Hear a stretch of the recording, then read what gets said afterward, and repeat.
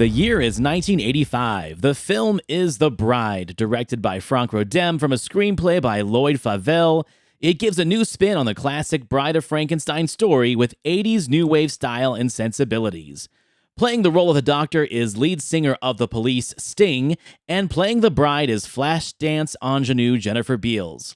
After creating a female companion for his first creation, the monster later known as Victor, played by the ever-powerful Clancy Brown, the good doctor decides to bring his female creation into high society, while Victor travels the country with his new friend Ronaldo, a circus dwarf who teaches Victor about life, love, and tragedy. Will fate bring back Victor and his would-be bride, or will lust and envy of Dr. Frankenstein destroy them all? Gene Siskel and Roger Ebert, two titans of cinematic review. Sometimes right, sometimes wrong, but always captivating. Your hosts Antonio of the Cult-Worthy Cinema Podcast and Justin Henson of the Movie Wire are here to take you back to the balcony.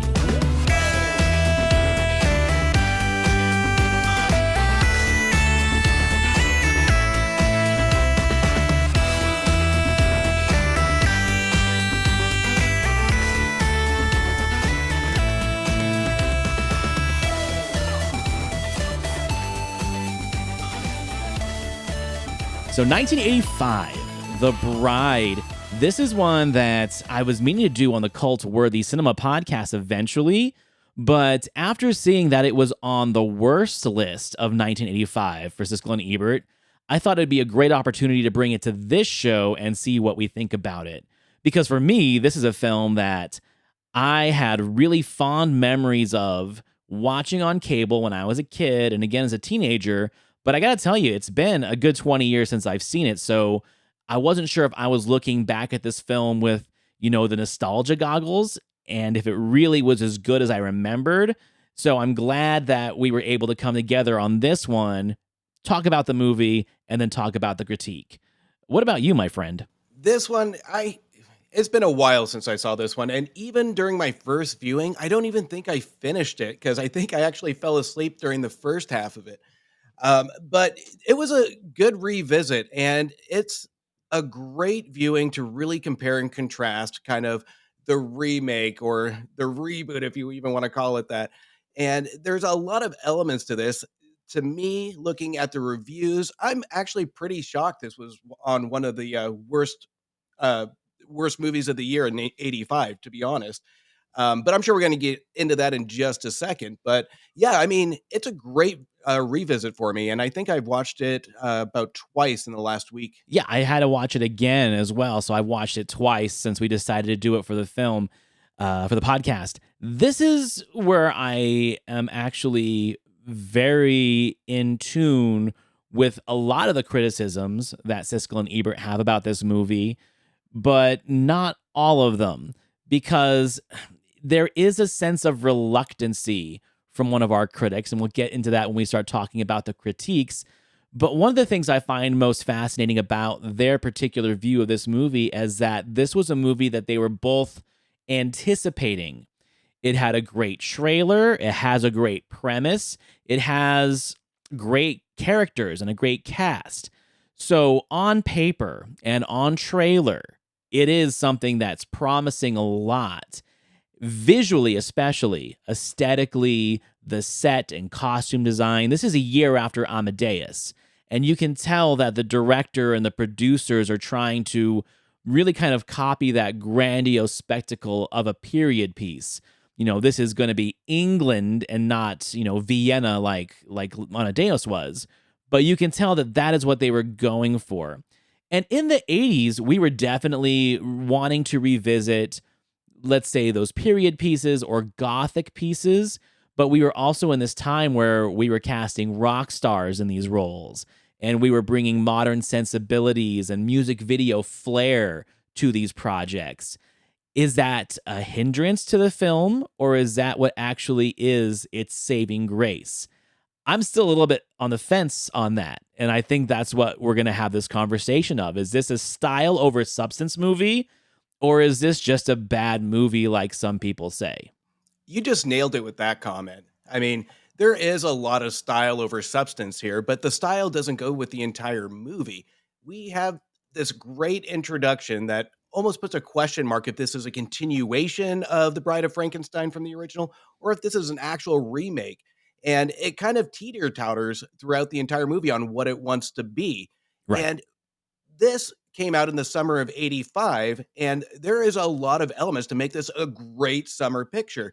It's kind of a re-imaging. You have Sting, you have Jennifer Beals that's coming off of Flashdance. There are a lot of elements to really attract audiences to this movie, and I think with the anticipation of Siskel and Ebert wanting to see this movie, which confuses me a little bit because they go on in the '80s to complain about how many remakes and how many Right. sequels, especially with a movie that holds dear to both of their hearts of The Bride of Frankenstein. So this one, I think they almost anticipated so much, and the trailer looks fantastic. If you were to watch the trailer, I would be excited for this movie. And it's one of my worst disappointments, and I just saw a movie the other day that did the same thing. The trailer was fantastic, and then I was just completely almost confused to a little bit disappointed. Well, that is definitely something that has been a common factor in trailers versus films ever since trailers began. You know, you're going to give so much of the story away. You're going to give all the best moments, all the best pieces of cinema in the trailer to attract the audiences. And then sometimes the film doesn't deliver. Or the trailer is promising you a film or a tone or a vibe that does not match what the actual movie is about. I've talked about that a lot on my show.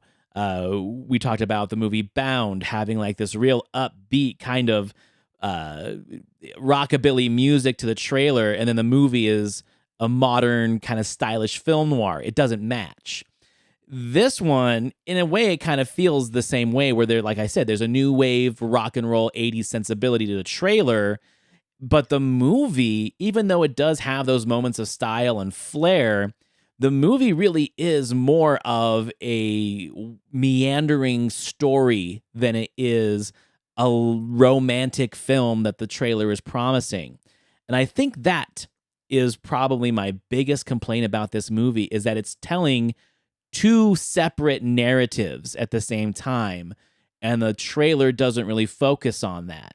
The trailer focuses on the beautiful people. It focuses on Sting and Eva, played by Jennifer Beals. It does show the monster. It does show his involvement, but what this movie actually is a parallel trail of exposition where you are dealing with the story between the Doctor and Ava, his new creation, who he created for the monster, and then the monster who has escaped the clutches of the Doctor and is now starting a new life on the road. He meets people along the way. He has a companion. He joins the circus. And the question is, what is going to bring them back together at the end? And what is the reward of that journey? That is where I think a lot of people are disappointed because the trailer is deceiving. Well, we take the parallel paths between the two, and this is where I really did have the issue with it because a part of me, about quarter way through, just felt like this should have been almost a remake of the original Frankenstein because we have a lot of elements in here that is, did science make the monster or did society make the monster? And we have a lot Right. of examples more on the Frankenstein's monster piece, Victor, than we do with that romance piece because the Sting and the Beals chemistry didn't work for me. That always felt like it Nope. needed more. It was it started off with a sexy gothic vibe, and even if we ignore the fact that she got unwrapped looking perfect without any scars and Perfect. all that, we can ignore that because the look, the the photography of it looks amazing. And we have this goth feel in the beginning of it. Even Beals is walking through the mansion buck naked, and it has this dark, wonderful tone. That's where the movie should have grown from, but instead it grows to this weird My Fair Lady kind of dominatrix thing, and it just doesn't work. And I think it almost feels like Sting just needed a piece of that movie and they didn't know what to do with him. They just wanted him present to show that sexy rock star vibe. So this is something that I definitely wrote down in my notes upon this second viewing is this should have been a Ken Russell film because it plays and it teeter-totters on the verge of, let's say, being a gothic kind of Penny Dreadful piece, right? Where there is elements of horror and there are elements of romance and of eroticism and some kink in there too. But Sting is just so bland in this role. He looks way too comfortable in that high cravat shirt. Like, he does play that stuffy high society, but if there's one thing that we know about the Frankenstein character of the doctor is that he is passionate and obsessive about the science and about the creation and about the development of his creation, where Sting plays it almost completely devoid of emotion. Even his jealousy is bland. So maybe that is stunt casting gone wrong. But then when I dug into it more, he was originally supposed to be the Cary Elwes character. They wanted him to be the handsome young military man, and somehow they just pushed him into a lead role. I think this should have been someone a little bit more dangerous. It should have been someone with a little bit more energy and antagonistic qualities than this stuffy shirt character that we're given. Because this is my thing. As much as I want to see more of the bride, of Ava's character and her, development into high society and dealing with romance and dealing with culture, every time we switch to their story, I just want to see more of Victor and Ronaldo. That's how I felt throughout the entire movie because that's where the real chemistry is. The chemistry between those two characters, the circus dwarf and the monster. It's like a Mice of Men kind of thing. I want to see more of that. I could watch 90 minutes of just that movie. Yeah, and a good example going into the Victor piece of it, but even if we take that one dinner scene with Sting and Beal, Sting doesn't even really have a main part in that. It's the maid or the handmaid, Mrs. Bowman, I think it is, that is doing Yes. all the teaching and the speaking on this behalf. I mean, I don't get the point of this, of why he's even there, other than to appear for that sexual object. Then you're absolutely 110% right. This movie, I would have been more happy with if it was just Ronaldo and Victor. Every scene that they're in was just engaging. It was sweet at times, some of it kind of cliche, but at the end of the day, it's all entertaining and it's just interesting. Ronaldo is, to me, was more interesting and more likable than Victor to an extent, but together they just work and it's perfect. The decision to make these parallel stories isn't necessarily a bad idea. My thing with this is that there are pacing issues with how they're telling these two stories that really kind of take away from what the movie is trying to do. Either make the story more intertwined, but it seems like it's so formulaic, or like we're going to give you 10 minutes of the bride and the doctor, and then we're going to give you 10 minutes of Victor and Ronaldo, and we're going to just keep bouncing back and forth until the third act conflicts happen, right? Where I think if you did have a more chaotic director or maybe a more chaotic script where you're literally intermingling, maybe fever dreams, because they hint at that. There are moments where Ava and Victor are having like a psychic connection because they were both brought to life by lightning. They were both reanimated corpses. They hint ever so slightly, like 2 or 3 times with the movie, they have a psychic connection. That should have been half the movie. That should have been more of what this film was trying to say, of them trying to find each other through this psychic connection instead of, in a way, they find each other later simply by circumstance, which you know how I feel about simply by circumstance situations. Well, right from the get-go of the movie, they hint at it because right when Beal is hit by lightning, you see all the body parts starting to come to life. You start to see the interactions of that hinting. So I feel like they almost wanted to go more that route, but they just kind of gave up on it because it just slowed down the Right. story. But it was pointless because we needed something, because the biggest complaint out of the review is the ending, the climax that doesn't have a payoff. And I think the ending would have been better served having a 30-minute kind of what they said, Siskel and Ebert said in the review, more of 30 minutes, because there is something missing between the relationship of the build where it just feels thrown in. Right. There needs to be a little bit more, I hate to say it, but science to the romance to this. Now, do you think that they also are doing us a disservice as an audience by having us expect to know what the Frankenstein legend and lore is? Because we don't get an origin story of the monster. When the film opens up, the monster's already there. They're already in the process of creating this female companion for him. And just like in the original Bride of Frankenstein, she screams when she sees him. No, she hates me. She hates me. Okay, like we get that. But I feel that not enough people probably know the legend and lore of both of those films to really put the puzzle together on their own. It could be very confusing to throw them right into essentially the ending of another film as it begins a new one. I think that that gives our audience a disservice as well by creating an unstable narrative and jumping off point for this story. Because you might not even know why they're bringing this woman together. You might not even know that the creature Victor is a creature. He's just there. And I think that's another issue too, where maybe they're thinking that the audience is smarter than it really is. I got it, of course, but I can see how a lot of people wouldn't.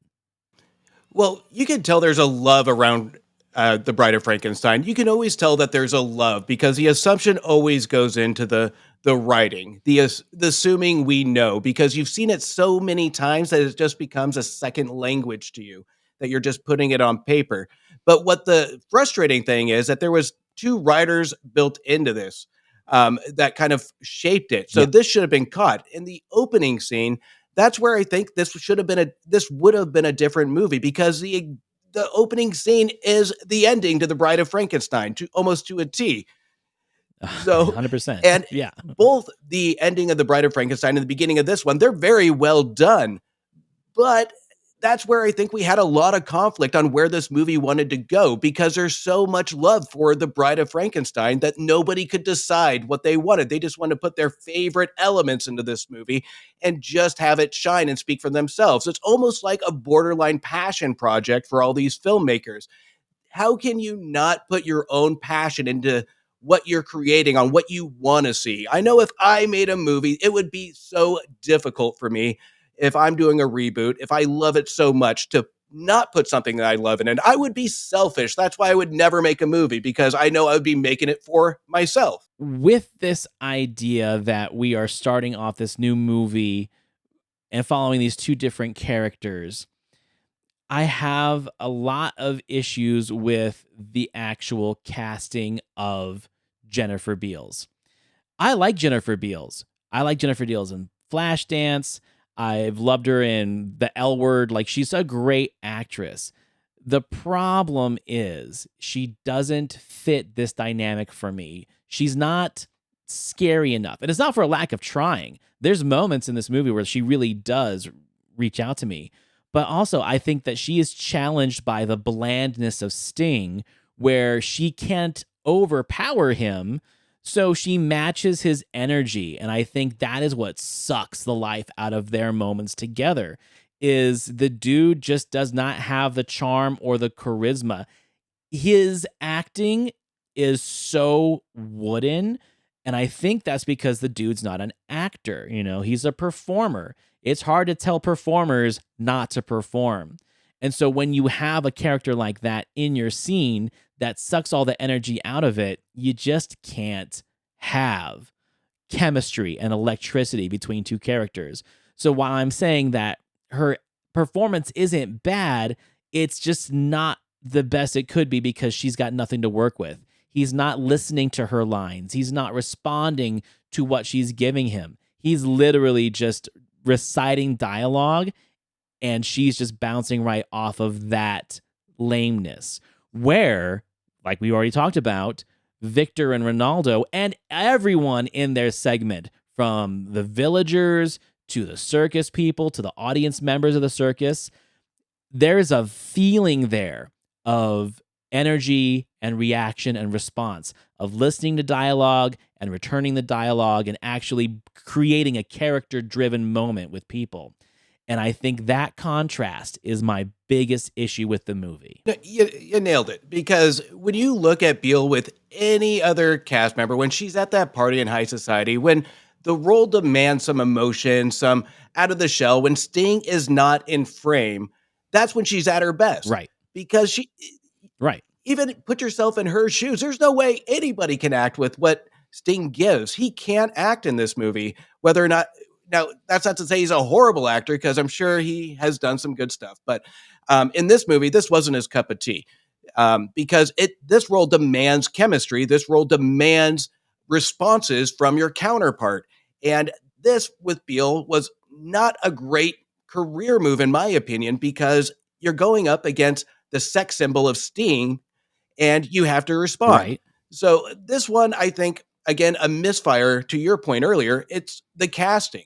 So the casting, I think, was completely wrong on this. If we would have gotten a little bit more chemistry out of this relationship, a lot of the flaws, a lot of the holes in the Sting-Beale relationship could have been a little bit more forgiven. There would have been a lot more to shine in the chemistry between it, where we can actually get engulfed into what they're doing on screen. It's funny because, like, I was given little echoes of Twilight, right? Where you've just got two 100% bland characters trying to lead a movie, and you really don't give a shit about either of them because they're both so bland and dull. They're not reacting off each other. But I'm going to play devil's advocate for a second, where they do try and, I think, overcompensate in Mary Shelley's Frankenstein from 1994. Now, I like that movie enough. I'm not going to call myself a fan, but the biggest issue with that one is everybody's acting in that movie. You've got Kenneth Branagh, and you've got Robert De Niro, and you've got Helena Bonham Carter literally tearing the scenery apart with their performances, and it becomes distracting. So there is something to say about being over dramatic and overperforming these same characters, which is a stark contradiction and juxtaposition to what we get in this one.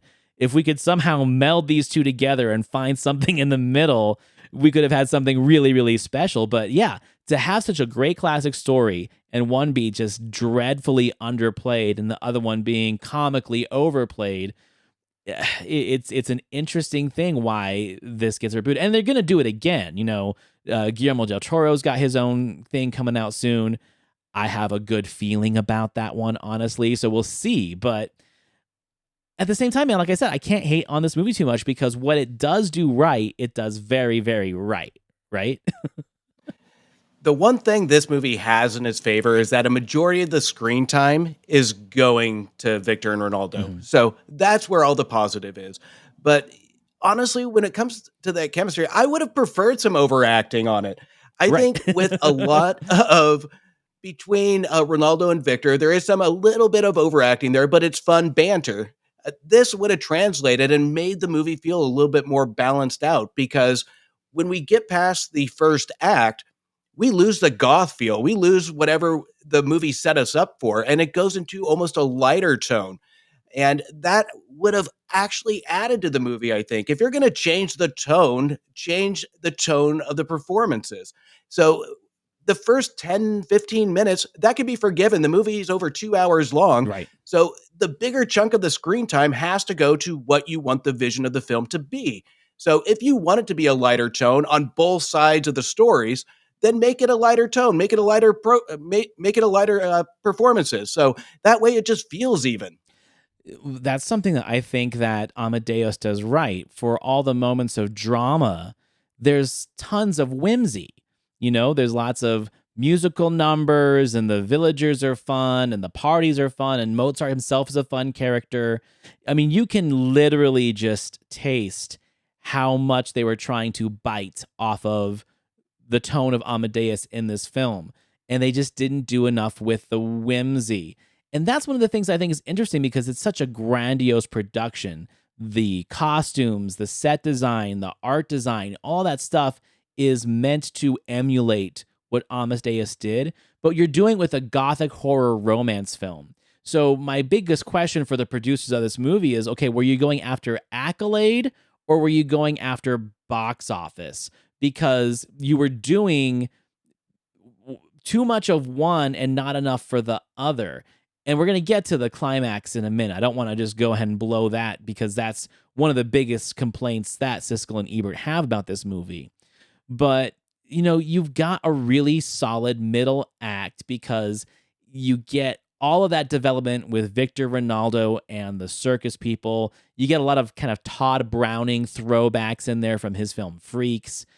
And you give enough of a distraction for Ava's character with Carrie Elway's character of the man that kind of seduces her, the military guy that causes all of the inner turmoil and jealousy from the doctor played by Sting. It's a nice distraction from everything that we saw them do at the beginning.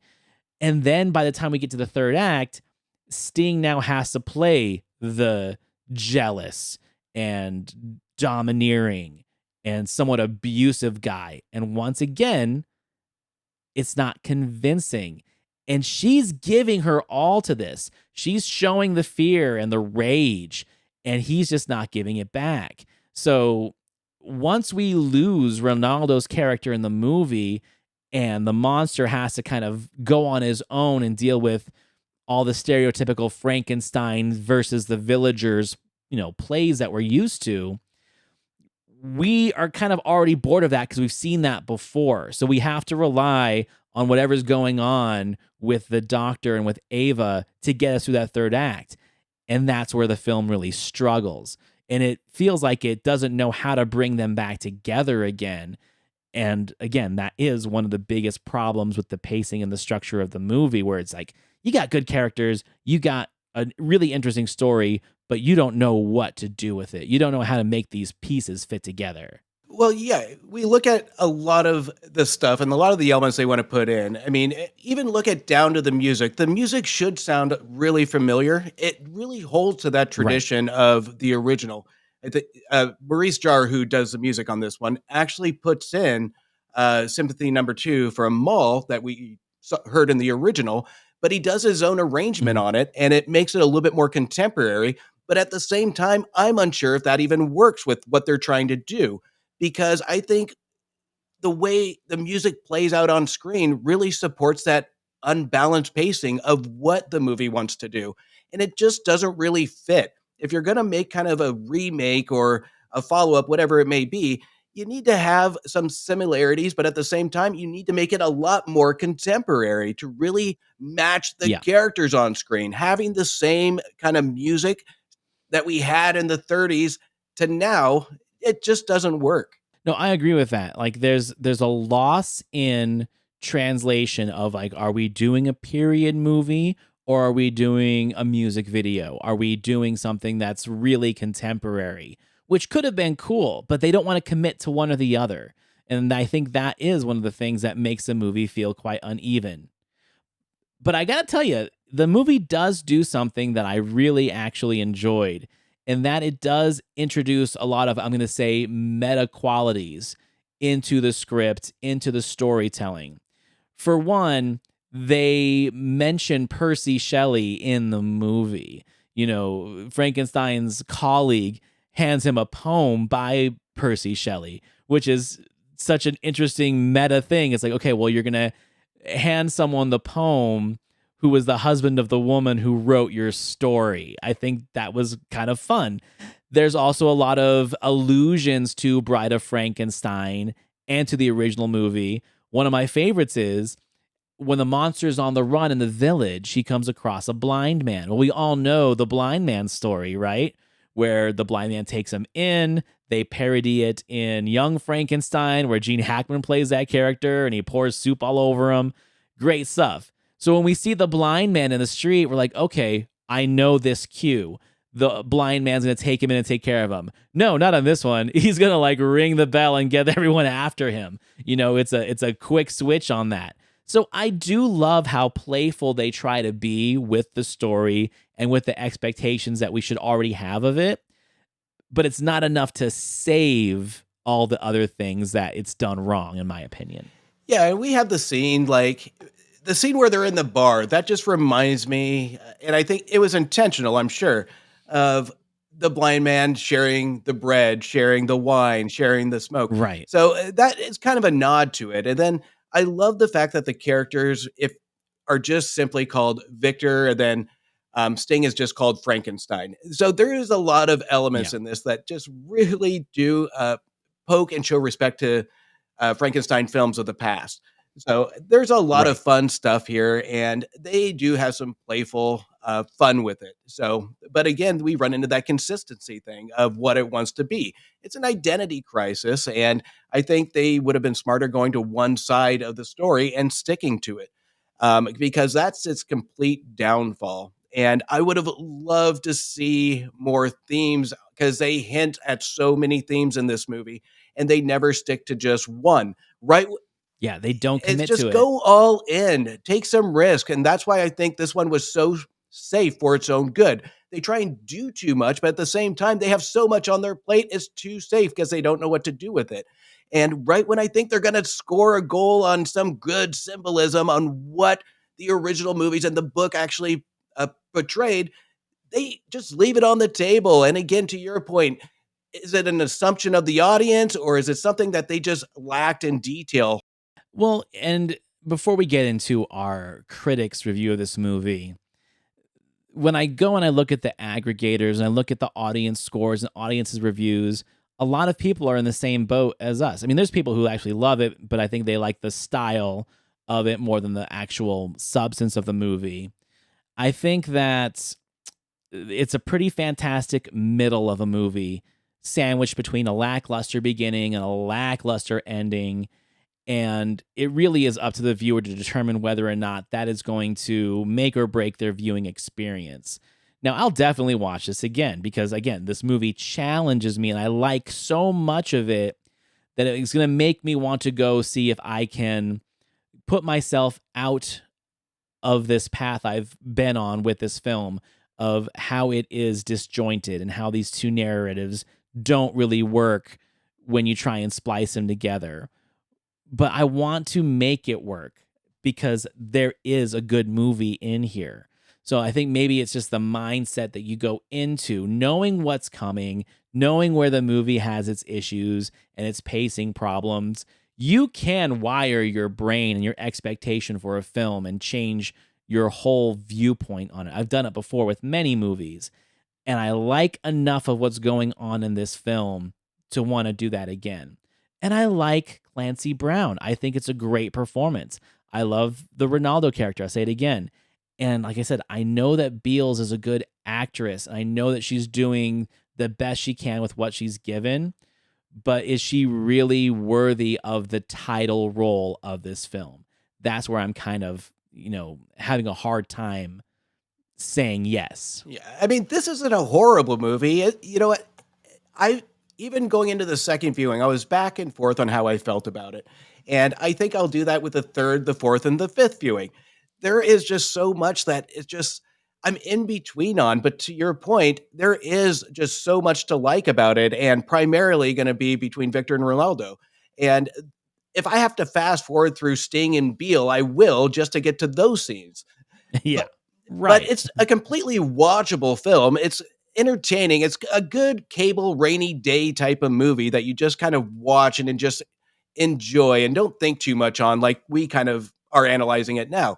But if you just kind of just watch it, there is a lot of innocent relationships. There's a lot of innocent, playful chemistry going on between at least two of the characters that will make it watchable and enjoyable. And to me, in no way did this ever deserve to be in the worst movies of 1985. So how about we jump into what these guys have to say about this film? Well, Gene, the first movie on my list is like a lot of the others. It's not a terrible movie. In fact, there were some really, really bad movies you could have put on this show that we'd rather just completely blot out of our memories. These are the disappointments. This movie is an ambitious film that lost its way. The movie is named The Bride, and it starred Jennifer Beals, one of the most exciting young actresses in the movies, in the classic movie role of the Bride of Frankenstein. So that is my biggest question, and you've already asked it too. If there were so many more movies worthy of being on this worst of list, why is this even on here? Exactly. And in fairness, they go on to their worst movies of 85, and This is where I completely disagree, is that they quote on their show that they pick the ones that spent the most money, the big box office blunders. That's that's not a top 10 worst movie list. It's the ones you dread to watch. It's the ones you don't want to see again. Right. And there were a ton of other movies in 85 that I would never want to see again, and I have seen multiple times, but um, this wouldn't be one of them because this one crescendoed from the worst, or I'm sorry, the most disappointing movie of 1985. And then it just transitioned to the worst movie of 1985 over the next few months. Right. So there's a lot of contradiction in that statement by itself. So these are the films that they put on this particular episode of the worst of the summer. So they have American Flyers, St. Elmo's Fire, The Man with One Red Shoe, Return to Oz, Day of the Dead, A View to a Kill, and Brewster's Millions. Now, okay, art's subjective, and I've got opinions about some of these movies. Half of these movies I love on this list. Man with One Red Shoe, you can take it. American Flyers, you can take it. But St. Elmo's Fire, that to me is a seminal moment of Brat Pack history. It's not a bad film. It is an excessive film when it comes to privilege of these white kids in the 80s, but that's kind of the whole point, you know? Return to Oz, come on. I think everyone has learned that it's an underrated masterpiece made by some really creative people that just went really dark, too dark for the audiences of the day. Day of the Dead, okay, it might be the weakest of the Romero trilogy, but it's still, in my opinion, a great zombie movie. View to a Kill is just fun, and it's got one of the best Bond villains of all time. And then Brewster's Millions, man, Walter Hill made a very interesting remake of a classic film with Richard Pryor in the lead role. It's not full force Richard Pryor. It's more of a lower toned and restrained Richard Pryor for that type of movie. But these were the worst films in their opinion. That is hard to me. So just that list, in my opinion, as a appreciator, makes me think that the idea of the brides on this list just kind of affects the credibility of their opinion, in my opinion. I'm with you. They lost me at Brewster's Millions, and I just want to remind that Porky's Revenge came out this year too. So the fact that Porky's Revenge didn't get on this list, but Brewster's Millions did, kind of offends me a little bit. But you're right, St. Elmo's Fire. To me, I love that movie. But all these are decent watches. There is so much out this year. I think we had Police Academy 2, we had The Howling 2, we had Red Sonja. All these movies deserve at least to be replaced by these, or at least a consideration for these, because these in no way are horrible, horrible movies, except for The Man with One Red Shoe. Like you said, you can have that one. I hated that movie. You can have that one. Intriguing performances there, but the bride didn't know whether it wanted to be a serious movie about the philosophical issues raised by the whole Frankenstein legend, or whether it just wanted to be a glamorous, slick remake. The screenplay never made up its mind, and so I couldn't make up my mind either. Here were all these amazing things being talked about on the screen about the nature of life, the nature of responsibility and identity, and I just didn't care. He's not wrong. We pretty much spent the last 30 minutes saying the exact same thing, where the movie can't make up its mind of what it wants to be. It's got very beautiful moments. It says some beautiful things, but it doesn't back any of that shit up with what else it's doing.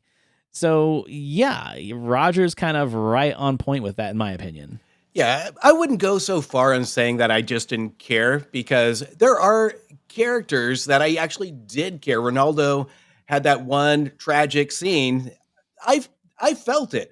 So I wouldn't say I would fully just say I didn't care, because just generalizing a movie, just saying holistically I don't care, it doesn't vote well with me, because if you have characters that you just like to watch and you actually feel something for these characters, you enjoy watching it, that's what I would disagree with, because I did care about the characters I saw, 2 of them at least, that I saw on screen. Well, and it's hard too, because when you've got Boris Karloff doing the most sympathetic and empathetic version of the Frankenstein monster, and that's how it starts off, this path of Frankenstein, No one ever really was able to match that or top that. I say even to this day, especially De Niro's performance, it's weird. You don't really sympathize with him. It's made more of an antagonistic character than the way that Clancy Brown does it in this film.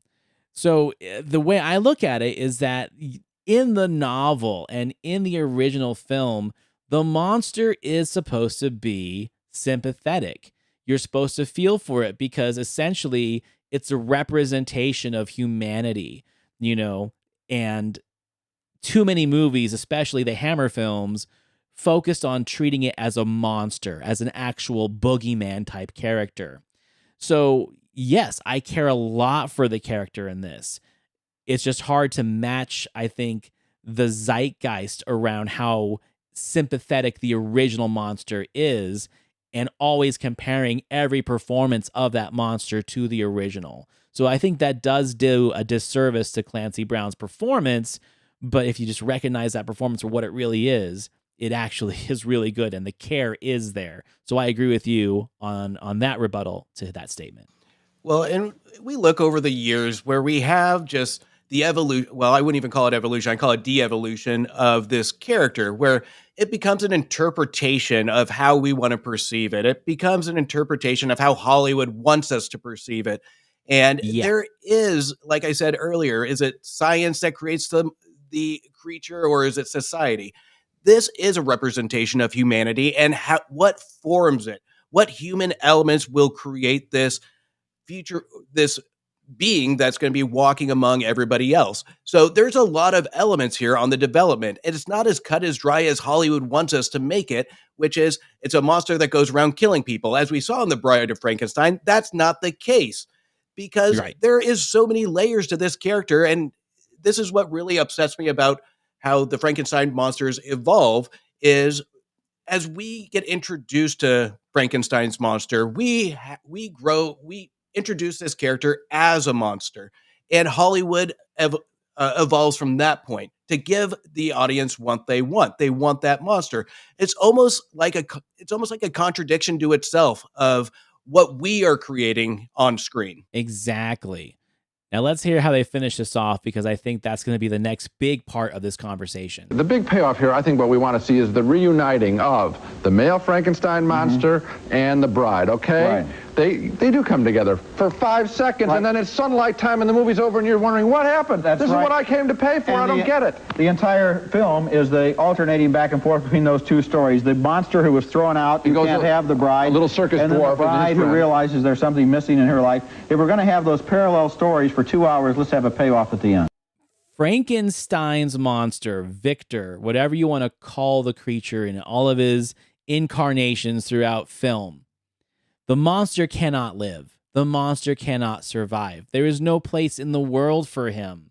So that is the blood of the story. That is what the life force of the story is that no matter how this creature tries and wants to fit in and be human and be normal and have a companion, that will never, ever happen in this world we live in. So the fact that he just said that they come together and then boom, they're like on the French Riviera and the sun is setting. So in 5 seconds, they've given you this happy ending that shouldn't be there. It's a disservice to the story and to the whole theme of what Frankenstein's monster is supposed to be. But also, it's just a dissatisfying ending for any movie, regardless or not if it is The Bride of Frankenstein meets the Frankenstein monster movie. So I agree with them 100% on that. It's just a bad ending for any film. Yeah, and if you're on the fence if you like this movie or not, the ending should seal the deal for you, because this is an ending that, hey, we ran out of money, let's make something quick. We ran out of money. It's the Masters of the Universe ending where it's like everything to a sword fight in the garage. In this case, it's Sting getting thrown over a wall, hits the ground, cut to a sunset, and roll credits. You forgot the subtle follow your dream quote at the end that I think Siskel put in his review that I totally agree with, which wasn't even necessary because it's almost like it pisses you off even more that you have this 5 second ending, and then you have Ronaldo just Ronaldo's voice. follow your dreams. No shit. Like, come on. But the ending literally is, this is the biggest misstep of the movie, where the only explanation I could have come with, like I said, is that they ran out of money. There's no other explanation to any filmmaker No other explanation saying that this is good. That's like saying, oh, my contract's up, I'm out. So the ending just ruins it. You can't do the studio ending with Frankenstein. Like, the creatures have to die. They don't belong in this world. That's just the whole point of it. You have to be a very creative writer and director and performer to convince an audience, let alone film critics, that you can successfully change the whole meaning and the whole metaphor of what these characters represent, from classic literature to all of the incarnations in film. I've never seen it done successfully. It just doesn't work that way. And so this is a cheat code. They try to cheat code the studio ending into what's supposed to be the most intentionally tragic ending to characters in horror literature and cinema. And they just robbed us of it. Yeah, and they had the perfect buildup of tragedy. They did. They had Ronaldo's death. They had the misery of the bride. And it would have been, I hate to say it, but kill Victor, because right now he has faced a roadblock of just pure pain and tragedy. There is no reason why he should live, as horrible as that sounds, but that's the way the movie should have played. This is what it was set up for. So if they wanted this to be a romance, it had to be set up halfway through the movie, and we didn't get any setup until like the last maybe 25 minutes or so, where they finally see each other. And there's really no chemistry there other than just hey, how you doing? Here's a gift. So we really did need more time, or we needed more time at the bare minimum with Beals, her thought process after being with Victor. So there's no exploration on this. And that's where I think the frustrating piece was. It's a double painful hit on the ending, where it almost feels like we're cheated. So let's talk about our reaction to their viewpoints on this film. I've got to say, and I said it last time, I think on the last episode or maybe before it, where this is one of the times where Siskel really is on point with his criticism, because it's well thought out. It really is reflectionary of the movie. It's not just his, spicy hot words and hit pieces towards a film just to get some traction in his writing or in his presentation of these reviews. Instead, he is really relaying the same feelings that you and I have to this movie, and he's doing it very eloquently. He's not getting overexcited. And granted, it's the very first film they review in this episode of Worst Movies. They get a lot more boisterous towards the end. I watched the whole episode. But yeah, I would say that this is one of the most on point he's been so far in our conversations of their reviews. Yeah, I agree. I think based on his written review and his verbal review, I think they both do a good job on setting out the layer of almost a first reaction of how they felt about the movie. The most obvious, but at the same time, the flaws in the movie are so obvious even for the average moviegoer that anybody can pick these flaws out. So these reviews, especially with Siskel's, actually does speak to the audience on what to expect if you go to this movie. And I can't picture a majority saying he was wrong, because he doesn't. No. And that's kind of what shocks me during the worst picture piece of it, is they don't call it a horrible movie. There's a lot of balancing issues. There's a lot of misdirection on it. They call all these out, but in no way are they as passionate as they are with other movies that are just worse than what we saw on The Bride. Yeah, I mean, well, they tore apart Seems Like Old Times a lot more than they did on this one. Rightfully so. And yeah, thanks. But yeah, the fact that this is on the worst movies list is insulting to me, but I'm not going to hold it against my criticism of their review, because both of their reviews were very tasteful, tactful, and well thought. And in defense, because I brought up like Porky's Revenge and all that, but the one thing that I kind of can understand is coming out of the summer, we're going into the back half of the movie where we do have a lot of well done films, a lot of Oscar bait going through it. So if you're coming out of the summer with an already disappointing review or horrible review, it's a good chance if you got a 1 star, you're probably going to appear on that list because your competition to take you out is probably going to be very slim. So since this is my pick for the week, I'm going to go ahead and say that I give Mr. Gene Siskel's review of this film an A-. I like it. I like the fact that he was restrained. I like the fact that he didn't go overboard with the clever words and the sarcasm. He was genuinely frustrated by this film, and I think that is why he's so eloquent in these words, is because he had high expectations for it. It was a disappointment to him, and all of his responses, in my opinion, were valid.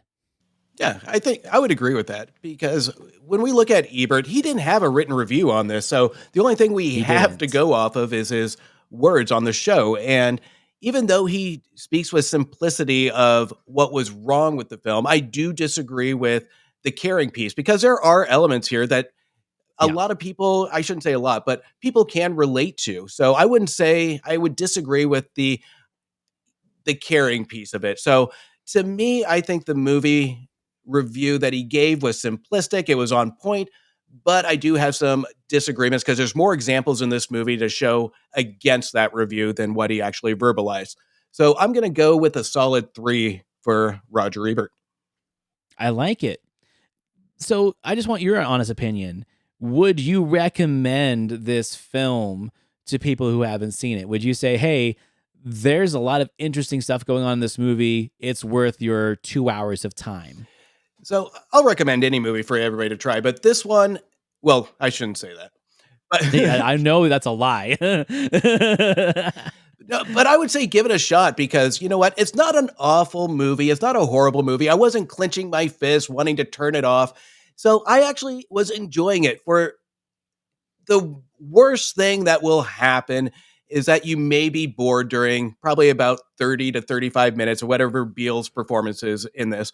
But there's more positives than negatives when it comes to the entertainment value. So I think at the bare minimum, you'll at least be entertained. So I would recommend it. Yeah, me too. I think that it is definitely one of those 80s films that really speaks to what people were trying to do in the 80s.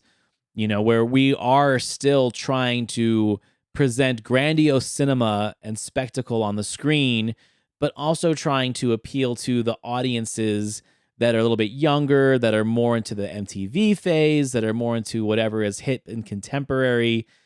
And I like what it was trying to do by getting people interested in the Frankenstein story again, because we just seen so much caricature of that character and of that story for decades through the Hammer films and through all the Hanna-Barbera cartoons and stuff like that.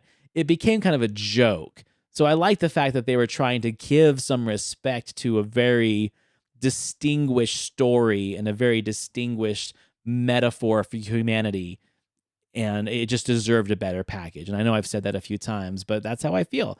I gave this a higher review on my Letterboxd score than a lot of people did, because I think that it is worth the watch. And if I gave it what I thought a base level review would be, I don't think enough people would be interested to see the film.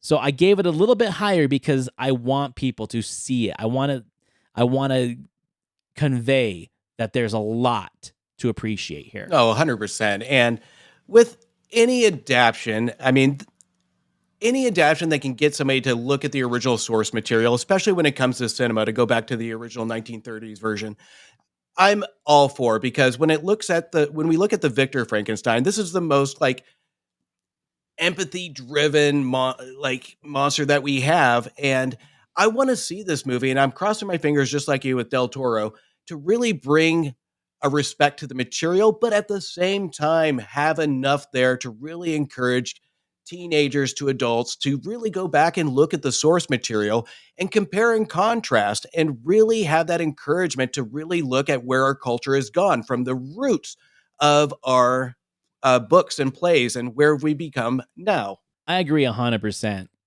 Well, man, let's talk about next week because we just did Frankenstein's, and next week we're going to be jumping into Justin's pick where we'll be talking about vampires. Justin's bringing to the show 1995's From Dusk Till Dawn, written by Tarantino, directed by Rodriguez, starring George Clooney, Tarantino himself, Harvey Keitel, Juliette Lewis. The list goes on and on. I'm really excited for that one, and I think it would be a nice palate cleanser for this particular episode. So if you're looking forward to that one, get on to your streaming services, find that digital copy, find that physical copy, watch the film so you can join us next week. And man, this was just a great conversation. I'm always so happy to talk about these more obscure films with you because I feel like these are the kind of films that slip through the cracks, and we just want to get more people experiencing them, right? Oh, 100%. So, and hopefully people take a view for themselves, like we said numerous times, and generate your own opinions on them because we're just two opinions. 100%. And if you want to know our final reviews on these, you can check out our Letterboxd pages where we've got our stars and we've got our brief reviews. And I actually think that we should start asking audience members to share their Letterboxd scores of these films with us so we can kind of see where their mindset is, where their opinions are, and how they either, I don't know, reflect or contradict the legends Siskel and Ebert here. That is a brilliant idea. I would love to see that. Well, Justin, everyone knows where to find you on themoviewire.com, all of your socials on Instagram and X, Twitter, Elon's site, whatever you want to call it. I'm over at thecultworthy.com where you can find all my stuff. Great conversation. I'm Antonio Palacios of the Cultworthy Podcast. And I'm Justin Henson of the Movie Wire Podcast. We'll see you next week when we bring you back to the balcony.